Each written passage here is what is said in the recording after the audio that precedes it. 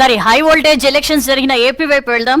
అందరూ కూడా ఏపీలో రిజల్ట్ ఎలా ఉంటుందని చర్చించుకున్న పరిస్థితి. ఒక రకమైన క్లారిటీ అయితే ఇప్పుడు మనకి కనిపిస్తోంది. ఏపీ ట్రెండ్స్ ఎట్లా ఉన్నాయో తెలుసుకుందాం. శ్యామ్ మనతో జాయిన్ అవుతున్నారు లైవ్ లో. శ్యామ్, ఏ ఇద్దరు నోట విన్నా ఏపీ గురించే చర్చ ఏంటి?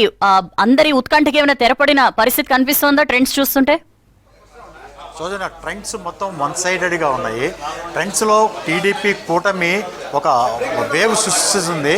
141 స్థానాల్లో ఇప్పుడు వాళ్ళు లీడ్లో కనపడుతున్నారు. మొత్తంగా వైసీపీ ఇప్పటివరకు చూస్తేనే 15 స్థానాల్లోనే లీడ్లో కనపడుతుంది. పూర్తి స్థాయిలో తెలుగుదేశం పార్టీ కూటమి ఆంధ్రప్రదేశ్లో ఒక వేవ్ క్రియేట్ చేసినట్టుగా తెలుస్తూ ఉంది.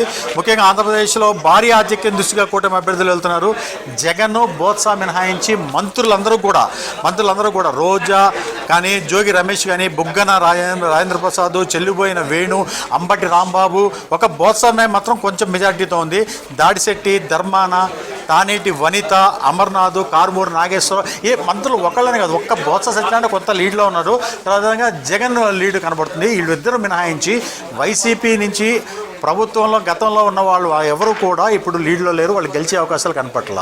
రెండో వైపు తెలుగుదేశం పార్టీ కూటమి, తెలుగుదేశం పార్టీ ఇండివిజువల్గా 117 స్థానాల్లో కనపడుతుంది. అదేవిధంగా జనసేన ఇప్పుడు 14 స్థానాల్లో కనపడుతుంది. బీజేపీ 7 స్థానాల్లో ఇప్పుడు ప్రజెంట్ కనపడుతుంది.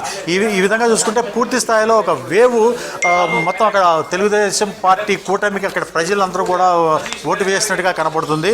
మొత్తంగా రీజన్ వైజ్గా చూసుకున్నా కానీ మొత్తం అన్ని రీజన్లు, ఉత్తరాంధ్ర కానీ, గోదావరి జిల్లాలు కానీ, ఆంధ్ర కానీ, రాయలసీమ కానీ, ఈ 4 రీజన్లలో ఉన్న అన్ని నియోజకవర్గాల్లో ఈ కూటమి ఒక పూర్తి స్థాయిలో ఒక వేవ్ క్రియేట్ అయింది. ఉత్తరాంధ్రలో 34 స్థానాలకి ఇప్పటివరకు వచ్చిన లీడ్ ప్రకారము 22 స్థానాల్లో లీడ్ కనపడుతుంది. అదేవిధంగా గోదావరి జిల్లాలో, ఉభయ గోదావరి జిల్లాలో కాపు కమ్యూనిటీ ఎక్కువ ఉంటుంది. వాళ్ళందరూ కూడా వన్ సైడెడ్గా ఆ ఓటు చీలకుండా పవన్ కళ్యాణ్ చేసిన దీంతో పూర్తి స్థాయిలో గోదావరి జిల్లాలో ఒక 22 స్థానాల్లో ఇప్పటివరకు లీడ్ కనపడుతుంది.